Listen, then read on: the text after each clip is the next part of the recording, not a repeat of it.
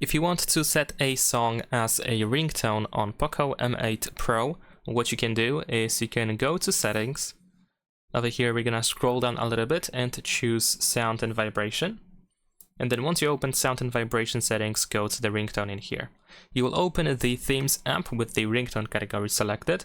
If you want to, you can actually scroll down in here in order to try to find a song over here. So you can use any of these songs that you can find in this app in this place. Usually you just have to tap on this bell on the right side, and then you can choose your SIM or ringtone option, or if you have two SIM cards, then most likely you can choose for SIM number 1 or number 2.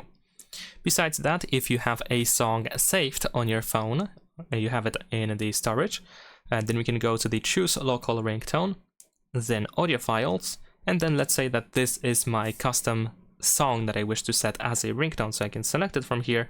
It's going to be added to the list, so I just have to tap on apply on the right side, and then just like before we need to choose ringtone or sim 1 or 2. And that is pretty much it. Subscribe to my channel.